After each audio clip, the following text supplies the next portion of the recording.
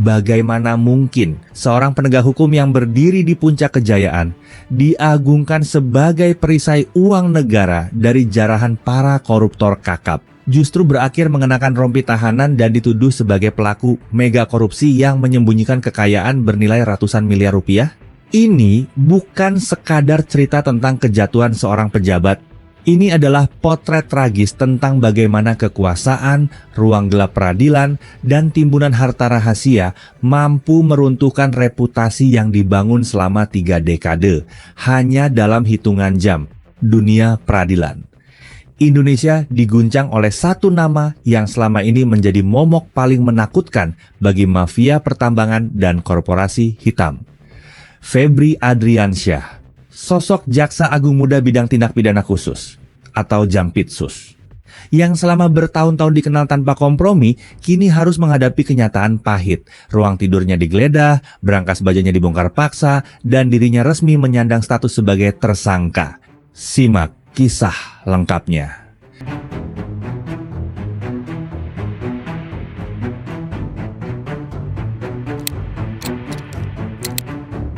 Bagaimana tirai rahasia di balik dinding beton dibuka lebar, mengungkap sisi lain dari sang penjaga hukum yang kini terhempas ke titik nadir. Kisah ini tidak dimulai di megahnya ruang sidang Jakarta, melainkan dari sudut-sudut tenang di Sumatera.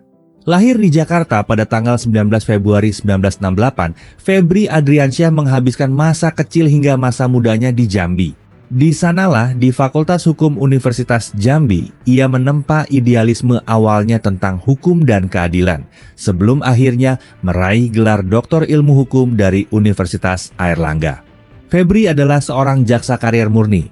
Ia merangkak dari bawah, memulainya pada tahun 1996 sebagai jaksa fungsional di Kejaksaan Negeri Sungai Penuh Kerinci, sebuah wilayah yang jauh dari hiruk-pikuk kekuasaan. Di masa-masa awal ini, ia didampingi oleh Rugun Saragih, seorang perempuan tangguh keturunan Batak yang juga berprofesi sebagai jaksa fungsional. Bersama 3 orang anak mereka, kehidupan keluarga ini awalnya berjalan sangat tertutup, jauh dari sorotan kamera dan gosip digital. Dedikasi Febri yang tinggi membawanya bermigrasi dari satu daerah ke daerah lain, mulai dari menjabat Kepala Kejaksaan Negeri Bandung, Aspitsus Kejati Jawa Timur, hingga menjadi Kepala Kejaksaan Tinggi DKI Jakarta pada Juli 2021. Setiap anak tangga karier ia lalui dengan presisi. Rekan-rekannya melihatnya sebagai sosok yang haus akan penuntasan perkara, pergerakannya taktis dan keputusannya tajam. Karakter kuat inilah yang membuatnya dilirik oleh pimpinan tertinggi Korps Adiaksa untuk memegang kendali penuh pada lini paling basah sekaligus paling berbahaya di Kejaksaan Agung. Namun, ambisi yang tumbuh di koridor kekuasaan seringkali menyimpan jebakan tak terlihat yang perlahan mulai mengintai langkah sang jaksa karismatik.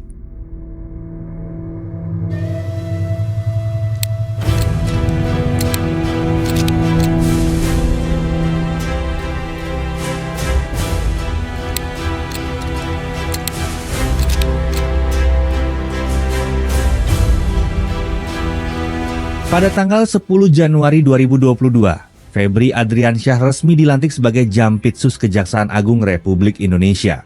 Gedung bundar seketika berubah menjadi ujung tombak pemberantasan korupsi yang sangat agresif. Di bawah komandonya, bidang tindak pidana khusus meluncurkan serangan bertubi-tubi terhadap skandal mega korupsi pertambangan dan keuangan strategis nasional yang melibatkan kerugian negara bernilai fantastis. Nama Febri dielu-elukan publik saat institusinya berhasil membongkar kasus korupsi Jiwasraya, Asabri, Garuda Indonesia, hingga korupsi BTS Kominfo. Puncaknya terjadi saat ia memimpin pengusutan mega korupsi tata niaga komoditas pertambangan timah yang menyeret nama-nama besar seperti Harvey Mois dan Helena Lim hingga pertengahan tahun 2026. Rekam jejak digital mencatat keberhasilan luar biasa. Pitsus di bawah kendalinya diklaim berhasil menyelamatkan keuangan negara hingga mencapai angka astronomis 131,5 triliun serta mengeksekusi pengembalian aset sebesar 35 triliun. Febri Adriansyah bukan lagi sekadar jaksa biasa. Namanya digadang-gadang sebagai kandidat terkuat Jaksa Agung masa depan. Kombinasi langka antara integritas teknis dan nyali politik Tetapi, di balik tepuk tangan publik yang riuh, gesekan di bawah tanah mulai memanas, menciptakan riak-riak ketegangan yang siap meledak kapan saja.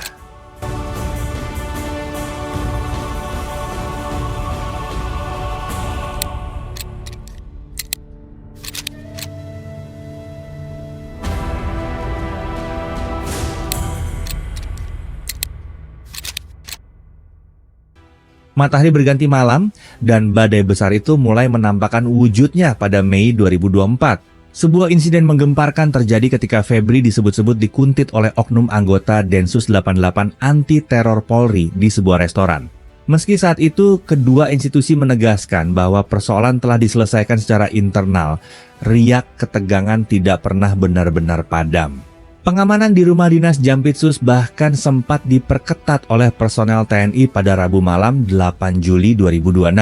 Publik mengira itu adalah bentuk perlindungan dari ancaman mafia. Namun kenyataannya jauh lebih mengejutkan. Pemicu kehancuran total itu datang dari sebuah operasi senyap yang dipimpin oleh Korps Pemberantasan Tindak Pidana Korupsi atau Kortas Tipikor Polri. Bukan untuk melindungi, melainkan untuk membongkar dugaan kejahatan besar di balik layar. Kasus korupsi pasokan batu bara PLN yang sempat memicu pemadaman listrik massal atau blackout di berbagai wilayah Indonesia menjadi pintu masuk bagi penyidik kepolisian. Penyelidikan berkembang liar, mengarah langsung pada gurita bisnis rahasia dan aliran dana gratifikasi yang diduga mengalir ke kantong sang Jampitsus.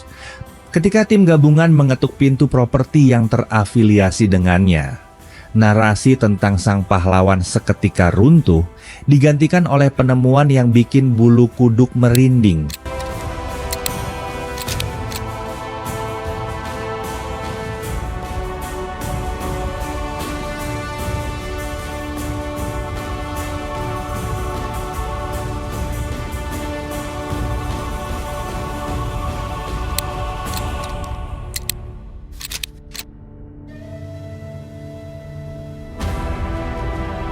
Suasana pada malam Rabu tanggal 8 Juli 2026 itu luar biasa mencekam. Sudah seperti perang antar instansi, gawat kelas berat, ujar pengamat Henry Satrio menggambarkan situasi psikologis di lapangan. Korps penegak hukum saling berhadapan di satu sisi. Personel kepolisian merangsek melakukan penggeledahan serentak di 12 hingga 13 titik lokasi strategis. Di sisi lain, spekulasi merebak luas. Sempat beredar kabar bahwa puluhan pria diduga oknum tentara mendatangi Mapolda Metro Jaya pada dini hari untuk mengambil saksi. Meski kemudian dibantah keras oleh Kapuspen TNI yang meminta masyarakat mewaspadai provokator. Di tengah ketegangan antar lembaga tersebut, penyidik kepolisian terus merangsek masuk ke Cafe The Clan Signature di kawasan Cipete, Jakarta Selatan. Kafe mewah yang tercatat milik seorang pengusaha baja bernama Ferianto Hongkiriwang alias FE alias Boboho diduga kuat menjadi tempat penampungan uang hasil pemerasan perkara korupsi yang diatur oleh sang jaksa. Di kafe ini, polisi menemukan koper-koper berisi uang tunai senilai 60 miliar dolar dalam bentuk rupiah, dolar AS, dan dolar Singapura. Tak jauh dari sana, di Point Money Changer Cipete, disita pula uang asing senilai 7,2 milari dari 71 item barang bukti.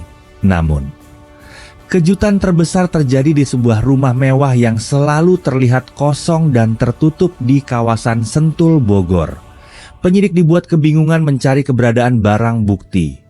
Hingga akhirnya mereka memanggil seorang ahli kunci asal Ciawi pada pukul 21.30 WIB. Dengan menggunakan mesin gerinda, dinding kamar utama dibongkar. Di balik sebuah lemari pakaian, sebuah pintu baja rahasia senilai puluhan juta rupiah terbuka. Dinding itu berbicara, memuntahkan 74 kg emas batangan dan tumpukan dokumen berharga dengan total nilai mencapai 467 rupiah hingga 476 miliar rupiah. Saat berangkas rahasia itu jebol, tamat sudah argumen integritas yang selama ini digaungkan. memaksa subjek untuk mengambil keputusan paling pahit dalam hidupnya.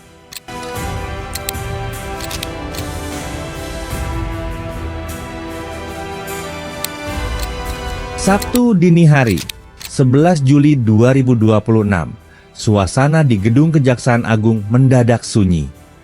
Bak ludah yang belum kering. Setelah paginya mengaku masih sibuk menyelesaikan pemberkasan perkara, Febri Adriansyah resmi mengajukan surat pengunduran diri. Jaksa Agung ST Burhanuddin langsung menerima pengunduran diri tersebut dengan dalih, demi menjaga integritas, objektivitas, dan netralitas proses penegakan hukum. Posisinya sebagai Jampitsus langsung digantikan oleh Dr. Rudi Margono sebagai pelaksana tugas melalui Surat Perintah Nomor 76 Tahun 2026. Hanya berselang beberapa jam. Dalam konferensi pers bersama pada Sabtu siang, Kortas Tipikor Polri resmi menetapkan mantan Jampitsus Febri Adriansyah sebagai tersangka tindak pidana korupsi dan pencucian uang terkait perkara batubara PLN, Asabri, dan Krakatau Steel. Ironi terbesar terjadi, penanganan kasus yang menjerat mantan bos Pitsus ini justru dilimpahkan kembali oleh Polri ke Kejaksaan Agung demi alasan sinergitas. Langkah ini menuai kecaman keras dari Koordinator Maki, Boyamin Saiman, yang menyebutnya sebagai tindakan prematur yang melanggar KUHAP. Ini seperti jeruk keprok dimakan jeruk Bali. Jeruk makan jeruk, perkara bisa jadi mentah kembali, tegasnya. Sementara itu, Komisi 3 DPR RI langsung bergerak membentuk Panitia Kerja atau Panja untuk mengawal kasus mega skandal ini. Di ruang publik, gelombang kemarahan rakyat tak terbendung. Perwakilan fraksi PDIP, Nasirul Falah Amru, bersama fraksi PAN dengan lantang mendesak agar Febri dijatuhi hukuman mati. Tindakannya dinilai sangat menjijikan karena dilakukan oleh aparat penegak hukum tertinggi di saat masyarakat sedang susah. Kini, kediaman mewahnya di kawasan Radio Dalam tampak sepi tanpa penjagaan ketat lagi. Sang mantan Jampitsus, sang penghancur koruptor, kini harus bersiap menghadapi dinding sel tahanan. Kejatuhan yang begitu cepat, ya, meninggalkan tanda tanya besar tentang sejauh mana pembusukan telah terjadi di dalam sistem peradilan kita. Kisah tragis kejatuhan Febri Adriansyah memberikan sebuah pelajaran moral yang teramat mahal bagi bangsa ini. Seperti sebuah pepatah kuno, ikan membusuk mulai dari kepalanya. Ketika institusi yang seharusnya menjadi tempat pelarian terakhir bagi pencari keadilan justru berubah menjadi ladang pemerasan dan penumpukan harta fiktif, maka runtuhlah pilar-pilar kepercayaan publik. Korupsi yang dilakukan oleh seorang penegak hukum, tingkat dosanya jauh lebih berat daripada kriminal biasa karena mereka menggunakan hukum bukan sebagai perisai keadilan, melainkan sebagai pedang untuk merampok. Tragedi ini mengingatkan kita semua bahwa di hadapan kekuasaan yang absolut dan kilau miliaran rupiah di dalam brankas rahasia, integritas tidak boleh hanya menjadi jargon di atas kertas. Siapa yang bertugas mengawasi sang pengawas? Pertanyaan filosofis ini harus dijawab dengan perbaikan sistem pengawasan yang nyata, bukan sekadar retorika politik tingkat tinggi. Pada akhirnya, tidak ada tempat bagi mereka yang mengkhianati amanah rakyat. Karena sekuat apapun, pintu baja brankas disembunyikan di balik dinding rumah. Kebenaran akan selalu menemukan jalannya untuk membongkar kemunafikan.